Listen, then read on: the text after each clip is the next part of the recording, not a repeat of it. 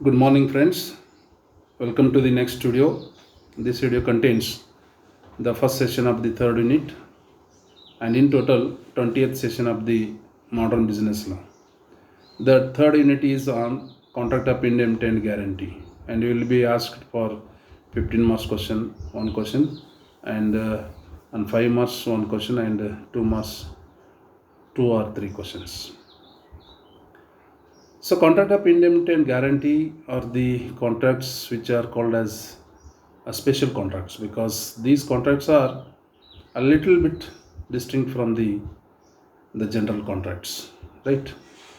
Before going to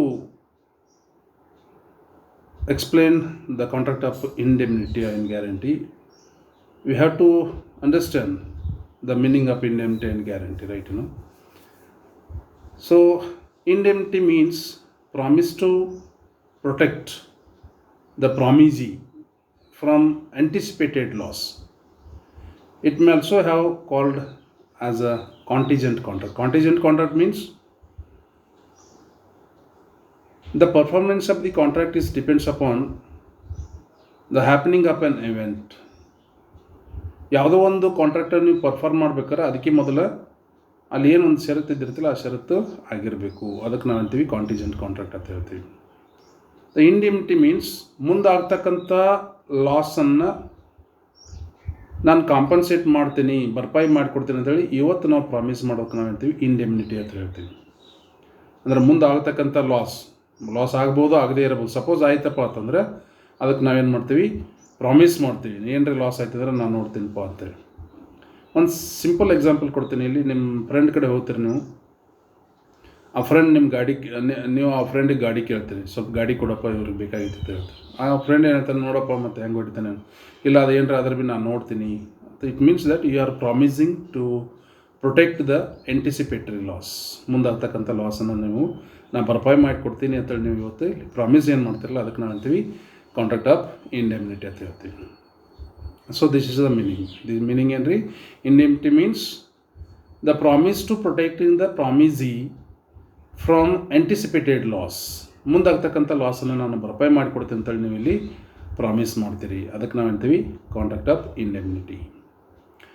And section 124 defines as a contract by which one party promise to save the other party from loss caused to him by conduct of the promiser himself or by conduct of any other person is called contract of indemnity.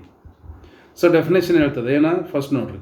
A contract by which one party promise to save, ಒಬ್ಬಲ್ಲಿ promise ಮಾಡ್ತಾನೆ the other party, ಇನ್ನೊಬ್ರದ್ದು, from loss caused to him, ಅವ್ನಿಗೇನು loss ಆಗಿತ್ತಲ್ಲ ಅದನ್ನು ಭರ್ಪಾಯಿ ಮಾಡಿಕೊಡ್ತಾನೆ ಅಂತೇಳಿ ಇಲ್ಲಿ ಪ್ರಾಮಿಸ್ ಮಾಡ್ತಾನೆ. Which is conduct by a promisor himself, ಅಥವಾ ಅವನಿಂದನೇ ಲಾಸ್ ಆಗಿರ್ಬೋದು, ಯಾರು ಪ್ರಾಮಿಸ್ ಮಾಡ್ತಾರೆ ಅವನಿಂದ ಲಾಸ್ ಆಗಿರ್ಬೋದು, ಅಥವಾ ಅವನ ಪರವಾಗಿ ಇನ್ನೊಬ್ರದ್ದು ಯಾರ್ದೋ ಲಾಸ್ ಮಾಡಿದ್ರಂದ್ರೆ ಅದಕ್ಕೆ ನಾವು ಎಂತಪ್ಪ ಅಂದರೆ contract of indemnity. It means it is a promise to protect the anticipatory loss. ಮುಂದಾಗ್ತಕ್ಕಂಥ ಲಾಸನ್ನು ಭರ್ಪಾಯಿ ಮಾಡಿಕೊಡ್ತೀನಿ, ಅದಕ್ಕೆ ನಾನು ಕಾಂಪನ್ಸೇಟ್ ಮಾಡಿಕೊಡ್ತೀನಿ ಅಂತೇಳಿ ಏನು ನಾವು ಅಂತೀವಿ, ಇವತ್ತು ನಾವು ವಾದ ಮಾಡ್ತೀವಲ್ಲ, ಆ ಪ್ರಾಮಿಸ್ ಮಾಡ್ತೀವಲ್ಲ, ಅದಕ್ಕೆ ನಾವು ಹೇಳ್ತೀವಿ ಕಾಂಟ್ರಾಕ್ಟ್ ಆಫ್ ಇಂಡೆಮ್ನಿಟಿ ಅಂತ ಹೇಳ್ತೀವಿ. According to this definition, a contract of indemnity is the promise. ಈ ಡೆಫಿನೇಷನ್ ಪ್ರಕಾರ ಕಾಂಟ್ರಾಕ್ಟ್ ಆಫ್ ಇಂಡೆಮ್ನಿಟಿ ಅಂದರೆ ಏನು ರೀ? It is a promise to compensate the promisee ಯಾರಿಲ್ರಿ, ಯಾರಿಗೆ ನೀವು ಪ್ರಾಮಿಸ್ ಮಾಡ್ತಿರಲ್ಲ ಅವರು ಪ್ರಾಮಿಸ್ ಜೊತೆ ನಾವು ಟ್ರೀಟ್ ಮಾಡ್ತೀವಿ. For his loss which arise from the act of promisor or other person.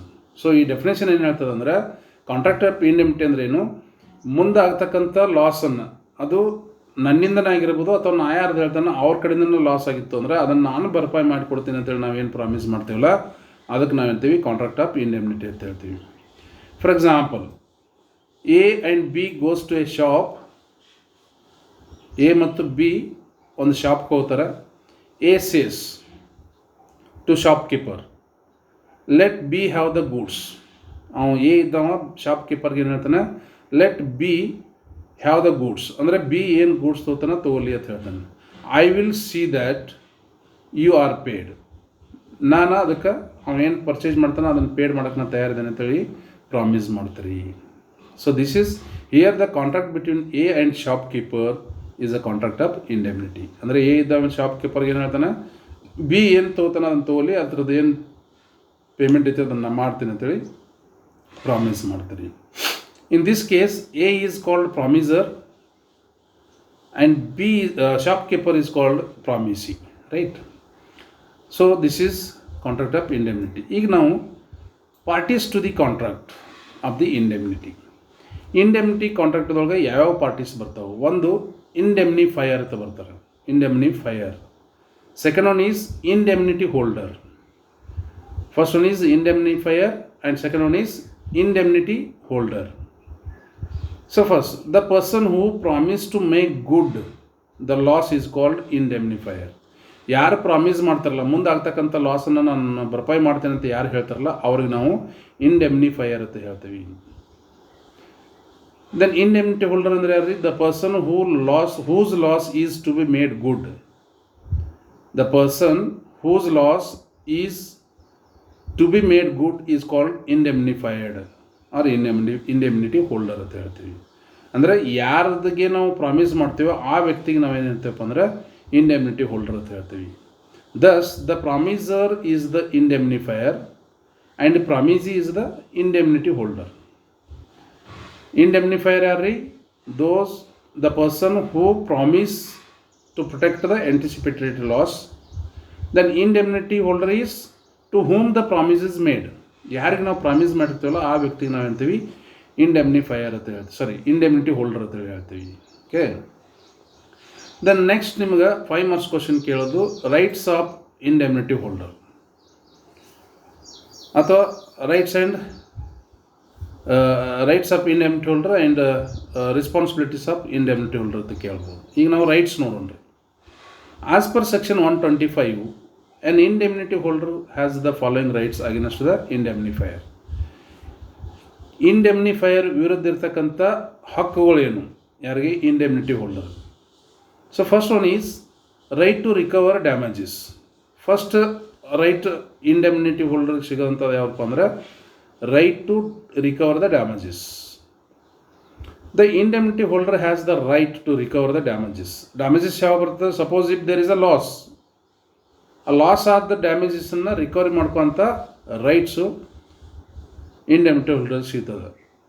The indemnity holder may file a suit against the ಇಂಡೆಮ್ನಿಫೈಯರ್ for damages if there is a loss in the contract of indemnity. So indemnity ಕಾಂಟ್ರಾಕ್ಟ್ದೊಳಗೆ ಏನಾರು loss ಆಯಿತು ಅಂದರೆ ಆವಾಗ ಆ ಲಾಸನ್ನು ಭರ್ಪಾಯಿ ಮಾಡುವಂಥ ಅಥವಾ ಆ ಥರದ ಡ್ಯಾಮೇಜಸ್ ಕಾಂಪನ್ಸೇಟನ್ನು ವಸೂಲಿ ಮಾಡುವಂಥ ಒಂದು ರೈಟು ಇಂಡೆಮ್ನಿಟಿ ಹೋಲ್ಡರ್ಗೆ ಸಿಗ್ತದೆ. He can file a suit, he can file a case against the indemnifier. ಆ ಇಂಡೆಮ್ನಿಫೈಯರ್ ವಿರುದ್ಧ ಒಂದು ಕೇಸ್ ಹಾಕಿ ಅಲ್ಲಿ ಅವ್ನಿಗೇನು ಲಾಸ್ ಐತಲ್ಲ ಆ ಲಾಸನ್ನು ನಾವು ವಸೂಲಿ ಮಾಡ್ಬೋದು ಥ್ರೂ ದಿ ಕೋರ್ಟ್. ಬಟ್ ಇಲ್ಲಿ whatever the loss has been affected is to be proved by the indemnity holder before the court. ಇದನ್ನು ನೀವು ಕೋರ್ಟ್ ಮುಂದೆ ಅದನ್ನು ಪ್ರೂವ್ ಮಾಡಬೇಕಾಗ್ತದೆ. And second right is right to recover cost or expenses. Very important. Means indemnity holder may recover all the cost of or expenses reasonably incurred for filing a suit for damages provided that he has acted honestly. So ನಿಮಗೆ ಏನು loss ಆಗಿತ್ತೆ ಆ ಲಾಸನ್ನು ಮಾತ್ರ ವಸೂಲಿ ಮಾಡುವಂಥ rights ಇಲ್ಲ. ಅದ್ರ ಜೊತೆಗೆ ಆ ಲಾಸನ್ನು ವಸೂಲಿ ಮಾಡ್ಕೋ ಸಲುವಾಗಿ ನೀವೇನು ಫೈಲ್ ಮಾಡಿರ್ತೀರಿ, ಕೇಸ್ ಫೈಲ್ ಮಾಡಿರ್ತೀರಿ, ಆ ಕೇಸಿಗೆ ಫೈಲ್ ಮಾಡಿದಂಥ ಏನು ಕಾಸ್ಟ್ ಅದ, ಏನು ಖರ್ಚದ, ಅಲ್ಲಿ ಒಂದು ನಾವು ಕೇಸ್ ಹಾಕ್ಬೇಕಾದ್ರೆ ಒಬ್ಬರು ವಕೀಲರು ಇಡಬೇಕಾಗ್ತದೆ, ವಕೀಲರಿಗೆ ಚಾರ್ಜಸ್ ಕೊಡಬೇಕಾಗ್ತದೆ. ದೆನ್ ಕೆಲವೊಂದು ಡಾಕ್ಯುಮೆಂಟ್ಸ್ ನಾವು ತೊಗೋಬೇಕಾಗ್ತದೆ. ದೆನ್ ಕಾಂಟ್ರಾಕ್ಟ್ ಇದ್ದಿರುತ್ತೆ, ಕಾಂಟ್ರಾಕ್ಟ್ದು ಸರ್ಟಿಫಿಕೇಟ್ ಕಾಪೀಸ್ ತೊಗೋಬೇಕಾಗ್ತದೆ. ಇವಕ್ಕೆಲ್ಲ ನಾವು ಖರ್ಚು ಮಾಡಬೇಕಾಗ್ತದೆ. ಈ ಖರ್ಚನ್ನು ಕೂಡ ನಾವು ಇಂಡೆಮ್ನಿಫೈಯರ್ ಕಡೆಯಿಂದ ನಾವು ವಸೂಲಿ ಮಾಡ್ಬೋದು. ಯಾಕಂದರೆ ಅವನ ಕಡೆಯಿಂದ ನಾವು ಡ್ಯಾಮೇಜಸ್ ವಸೂಲಿ ಮಾಡೋದಕ್ಕೆ ಎದಕ್ಕೆ ಕಾರಣ ಆಯ್ತಪ್ಪ ಅಂದ್ರೆ ಅಲ್ಲಿ ತಪ್ಪು ಮಾಡ್ಯಾನ, ಅವನಿಂದನೇ ನಮ್ಗೆ ಲಾಸ್ ಆಗ್ಯದ. ಆ ಲಾಸನ್ನು ನಾವು ಭರ್ಪಾಯಿ ಮಾಡ್ಕೋ ಸಲುವಾಗಿ ನಾವೊಂದು ಏನು ಕೇಸ್ ಫೈಲ್ ಮಾಡ್ತೀವಲ್ಲ ಆ ಕೇಸಿಗೆ ತಗುಲುವಂಥ ಎಲ್ಲ ಖರ್ಚನ್ನು ನಾವು ವಸೂಲಿ ಮಾಡ್ಬೋದು. ಬಟ್ ಇಲ್ಲಿ ಇಂಡೆಮ್ನಿಟಿ ಹೋಲ್ಡರ್ ಏನಿರಬೇಕು ಅಂದ್ರೆ ಹಾನೆಸ್ಟ್ಲಿ ಇರಬೇಕು. ಎಷ್ಟು ಖರ್ಚು ಮಾಡ್ಯಾನಲ್ಲ ಆ ಖರ್ಚನ್ನು ತಗೋವಂಥದ್ದು ಅವನಿಗೆ ರೈಟ್ ಇದೆ. ಆನೆಸ್ಟಾಗಿ ನಾ ಇಷ್ಟು ಖರ್ಚು ಮಾಡ್ಯಾನಪ್ಪ ಅಂತ ಹೇಳಬೇಕು. ಆ ಖರ್ಚನ್ನು ಕೂಡ ನಾವು ಕೋರ್ಟ್ ಮುಖಾಂತರ ನಾವು ಏನು ಮಾಡ್ಬೋದು, ವಸೂಲಿ ಮಾಡ್ಬೋದು. ಸೊ ಅದನ್ನು ಕೂಡ ಅಂದರೆ ನಾವೇನು ಡ್ಯಾಮೇಜಸ್ ಕ್ಲೇಮ್ ಮಾಡಿರ್ತೀವಲ್ಲ, ಆ ಡ್ಯಾಮೇಜಸ್ ಕ್ಲೇಮ್ ಮಾಡೋ ಮುಂದೆ ಅಲ್ಲಿ ನಾವು plus the expenses incurred for filing this suit ಅಂತೇಳಿ ನಾವು ಹೇಳಬೇಕಾಗ್ತದೆ. ಆ ಒಂದು ಖರ್ಚನ್ನು ಕೂಡ ನಾವೇನು ಮಾಡ್ಬೋದು, ಇಲ್ಲಿ ವಸೂಲಿ ಮಾಡ್ಬೋದು. Is it right? So 2 right, ಒಂದು right to recover the damages if there is a loss, and second one is right to recover cost or expenses for filing the suit against the indemnifier. ಇವೆರಡು rights indemnity holder ಇದಾವೆ. ಇನ್ನೊಂದು right ಏನಂದರೆ right to recover all sum under compromise. So here the indemnity holder may recover all the sum paid over the compromise. So ಇಲ್ಲಿ ಕೆಲವೊಮ್ಮೆ ಏನಾಗ್ತದೆ, ನಾವು directly ಕೋರ್ಟಿಗೆ ಹೋಗ್ತೀವಿ. ಕೋರ್ಟಿಗೆ ಹೋದ ನಂತರ ಕೋರ್ಟ್ ಕೆಲವೊಮ್ಮೆ ನಮಗೆ ಡೈರೆಕ್ಷನ್ ಕೊಡ್ತದೆ, ನೀವು ಇದನ್ನು ಕೇಸನ್ನು ಹೊರಗೆ ಮುಗಿಸ್ಕೊಂಡು ಬರ್ರಿ, ಕಾಂಪ್ರಮೈಸ್ ಆಗಿ ಮುಗಿಸ್ಕೊಂಡು ಬರ್ರಿ ಅಂತ ಹೇಳ್ತದೆ. ಅಥವಾ ಕೆಲವೊಮ್ಮೆ ಇಬ್ಬರು ಪಾರ್ಟಿಗಳು ಕೋರ್ಟ್ಗೆ ಹೋಗೋಕ್ಕಿಂತ ಮೊದಲು ನಾವೇನು ಮಾಡ್ತೀವಪ್ಪ ಅಂದ್ರೆ ಒಂದು 4 ಮಂದಿ ಹಿರಿಯರನ್ನು ಕೂಡಿಸಿ ಅದನ್ನು ಅಲ್ಲೇ ಕಾಂಪ್ರಮೈಸ್ ಮಾಡ್ತೀವಿ. ಸೊ ಇವು ಸಾಧ್ಯತೆ ಅದ, ನಿಮಗೂ ಗೊತ್ತದ. ಸೊ ಈ ರೀತಿ ಕಾಂಪ್ರಮೈಸ್ ಆದಾಗ either it is on the direction of the court or in between mutual understanding of the both the parties. ಅದು ಇಂಡೆಮ್ನಿಟಿ ಹೋಲ್ಡರ್ ಮತ್ತು ಇಂಡೆಮ್ನಿಫೈಯರ್ ಇವರಿಬ್ಬರು ಕೂಡಿ ಮ್ಯೂಚುವಲ್ ಅಂಡರ್ಸ್ಟ್ಯಾಂಡಿಂಗ್ ಮ್ಯಾಗ ಆ ಕೇಸನ್ನು ಮುಕ್ತಾಯಗೊಳಿಸಿ, ಅಂದರೆ ಕೋರ್ಟ್ ಹೋಗೋಕ್ಕಿಂತ ಪೂರ್ವನೇ ಮುಗಿಸ್ಬೋದು, ಅಥವಾ ಕೋರ್ಟ್ಗೆ ಹೋದ ನಂತರ ನೀವು ಅದನ್ನು ಕೋರ್ಟ್ ಹೊರಗೆ ನಾವು ಬಗೆಹರಿಸ್ಬೋದು. ಇದಕ್ಕೆ ನಾವು ಹೇಳ್ತೀವಿ ಕಾಂಪ್ರಮೈಸ್ ಅಂತ ಹೇಳ್ತೀವಿ. ಸೊ ಕಾಂಪ್ರಮೈಸ್ ಅಂದರೆ ಏನ್ರಿ, ಇಬ್ಬರು ಪಾರ್ಟೀಸಲ್ಲಿ ಒಪ್ಪಿಗೆ ಮೂಲಕ ಒಂದು ಅಮೌಂಟನ್ನು ನಾವು ಏನು ಮಾಡ್ತೀವಿ, ಇಷ್ಟು ನಿಮ್ಗೆ ಲಾಸ್ ಆಗಿದೆ, ಇಷ್ಟು ನಾನು ಕೊಡ್ತೀನಿ ಅಂತೇಳಿ ಅಲ್ಲಿ ಬಾರ್ಗನಿಂಗ್ ಅದು ಇದ್ದಿರ್ತದೆ, ದ್ಯಾಟ್ ಇಸ್ ಡಿಫ್ರೆಂಟ್. ಬಟ್ ಕಾಂಪ್ರಮೈಸ್ದಾಗ ಏನೊಂದು ದುಡ್ಡನ್ನು ನಾವು ಅಲ್ಲಿ ಒಂದು ಹೊಂದಿಸಿರ್ತೀವಿ, ಆ ದುಡ್ಡನ್ನು ಕೂಡ ನೀವು ವಸೂಲಿ ಮಾಡ್ಬೋದು ಬೈ ಗೋಯಿಂಗ್ ಟು ದ ಕೋರ್ಟ್ಗೆ ಹೋಗಿ ನೀವು ಇಂಥದ್ದೊಂದು ಕೇಸ್ ಇತ್ತು, ಇಂಥದ್ದು ನಾವು ಕಾಂಪ್ರಮೈಸ್ ಮಾಡ್ಕೊಂಡ್ವಿ, ಈ ಕಾಂಪ್ರಮೈಸ್ದೊಳಗೆ ಇಷ್ಟು ಅಮೌಂಟ್ ಫಿಕ್ಸ್ ಆಗಿದೆ, ಸೊ ಈ ಅಮೌಂಟನ್ನು ಇವನ ಕಡೆಯಿಂದ ನಂಗೆ ವಸೂಲಿ ಮಾಡಿ ಕೊಡ್ರಿ ಅಂತೇಳಿ ನೀವು ಕೊಡ್ಬೋದು. ಯಾವ್ದು ಸಪೋಸ್ ಕಾಂಪ್ರಮೈಸ್ ಆದ ನಂತರ ಭೀ ಅವನ ಕೊಡೋದಿಲ್ಲ ಅನ್ನಕತ್ತಂದ್ರೆ ಅವಾಗ ನೀವು ಕೋರ್ಟಿಗೆ ಹೋಗ್ಬೋದು. Is it right? So right to recover all the sum under compromise. The indemnity holder may recover all the sum paid over the compromise if there is a compromise between the indemnity holder and indemnifier, either on the direction of the court or on mutual consent of both the parties. So ಇಲ್ಲಿಬ್ಬರು ಕೂಡಿ ಅಥವಾ ಒಂದಿಬ್ಬರು ಮಂದಿ ಹಿರಿಯರು ತೊಗೊಂಡು ನೀವು compromise ಮಾಡ್ಕೋಬೋದು, ಅಥವಾ on the direction of the court. ಕೆಲವೊಮ್ಮೆ ಕೋರ್ಟು ಡೈರೆಕ್ಷನ್ ಕೊಡ್ತದೆ, ಈ ಕೇಸನ್ನು ನೀವು ಮುಗಿಸ್ಕೊಂಡು ಬರ್ರಪ್ಪ, ನೀವೇನು ತಿಳುವಳಿಕೆ ಐತೆ ಅದು ಮುಗಿಸ್ಕೊಂಡು ಬರ್ರಿ, ಅಷ್ಟು ನಾನು ಇಲ್ಲಿ ಪೇಡ್ ಮಾಡೋದನ್ನ ಆರ್ಡರ್ ಮಾಡ್ತೀನಿ ಅಂತ ಹೇಳ್ತಾರೆ. ಸೊ ನೀವು compromise on the direction of court ಮಾಡ್ಬೋದು, ಅಥವಾ on the mutual consent of both the parties.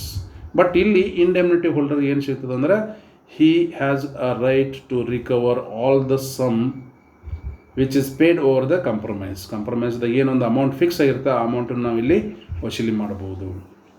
So this is the third right to the indemnity holder.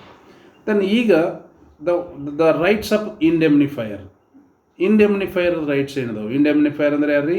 The person who make the promise, ಅವನು ಹೇಳ್ತೀವಿ indemnifier ಅಂತ ಹೇಳ್ತೀವಿ. Is it right? ಅವ್ನಿಗೆ ಏನು rights ಇದಾವೆ ಅನ್ನೋದನ್ನು ಇಲ್ಲಿ ನೋಡೋಣ್ರಿ. The Indian contractor is silent regarding the rights of the indemnifier. So there is no particular rights to the indemnifier in the act. Indian contract act ಏನೈತಿಲ್ಲ ಅದರೊಳಗೆ special ಆಗಿ ಇವು rights ಅದಾವು ಅನ್ನೋದನ್ನು ಇಲ್ಲಿ ಹೇಳಿಲ್ಲ. ಅದಕ್ಕಾಗಿ ಏನು ಹೇಳ್ತಾನೆ, there is no the particular rights in the Indian contract act to the indemnifier. But according to English law, English law ನಾವು ಆಮದು ಮಾಡ್ಕೊಂಡೀವಿ. ನಮ್ಮ ಮರ್ಕೆಂಟೈಲ್ ಲಾ ನಾವು ಎನ್ಯಾಕ್ಟ್ ಮಾಡಬೇಕಾದ್ರೆ ಅಥವಾ ಬಿಸ್ನೆಸ್ ಲಾ ಎನ್ಯಾಕ್ಟ್ ಮಾಡಬೇಕಾದ್ರೆ ನಾವೇನು ಮಾಡೀವಪ್ಪ ಅಂದರೆ ಇಂಗ್ಲೀಷ್ ಲಾನು ಕೂಡ ನಾವು ಆಮದು ಮಾಡ್ಕೊಂಡೀವಿ. ಅಂದರೆ ಅಲ್ಲಿರ್ತಕ್ಕಂಥ ಕೆಲವೊಂದು ಪ್ರಾವಿಷನ್ಸನ್ನು ನಮ್ಮ ಕಾಂಟ್ರಾಕ್ಟ್ ಆ್ಯಕ್ಟಲ್ಲಿ ತೊಗೊಂಡೀವಿ. ಅದರ ಪ್ರಕಾರ ಹೇಳೋದಾದರೆ, ಅಕಾರ್ಡಿಂಗ್ ಟು ಇಂಗ್ಲೀಷ್ ಲಾ ಹೇಳಬೇಕಾದ್ರೆ, the rights of the indemnifier are analogous to the rights of a surety against defaulting party. So suppose ನೀವು ಒಬ್ಬರಿಗೆ ಜಾಮೀನು ಆಗಿದ್ದೀರಿ ಅಂದರೆ, ಅದು ಸಾಲಕ್ಕೆ ಜಾಮೀನಾಗಿರಲಿ ಅಥವಾ ಇನ್ನೊಂದು ಜಾಮೀನಾಗಿರಲಿ, ಸಪೋಸ್ ನೀವು ಜಾಮೀನಾದಾರನ ದುಡ್ಡು ಪೇಡ್ ಮಾಡಿದ್ರಿ ಅಂದ್ರೆ ಆ ಜಾಮೀನ್ದಾರಿಗೆ ಏನೊಂದು ರೈಟ್ಸ್ ಸಿಗ್ತಾವಲ್ಲ, ಅವೆಲ್ಲ ರೈಟ್ಸ್ ಯಾರಿಗೆ ಸಿಗ್ತಾವಪ್ಪ ಅಂದರೆ ಇಂಡೆಮ್ನಿಫೈಯರ್ ಸಿಗ್ತಾವೆ. ಫಾರ್ ಎಕ್ಸಾಂಪಲ್, ಎ ಇದ್ದವ ಬಿ ಕಡೆಯಿಂದ ಒಂದು ಬೈಕ್ ತೊಗೊಂಡು ಅದನ್ನು ಸಿ ಕೊಟ್ಟ, ಅದು ಬಿನೂ ಗೊತ್ತಿದ್ದಿರ್ತದೆ, ಸಿ ಹೋಗಿ ಅದನ್ನು ಆಕ್ಸಿಡೆಂಟ್ ಮಾಡ್ಕೊಂಡು ಬಂದ. ಆ ಆಕ್ಸಿಡೆಂಟದ ಖರ್ಚೆಲ್ಲ ಎ ಇದ್ದವ ಕೊಟ್ರೆ ದೆನ್ ಎಗೆ ಏನು ರೈಟ್ ಸಿಗ್ತು ಅಂದರೆ ಸೀನ್ ಕಡೆಯಿಂದ ಇವೇನು ಪೇಡ್ ಮಾಡಿದಲ್ಲ ಅದನ್ನು ಸೀನ್ ಕಡೆಯಿಂದ ವಸೂಲಿ ಮಾಡ್ಬೋದು.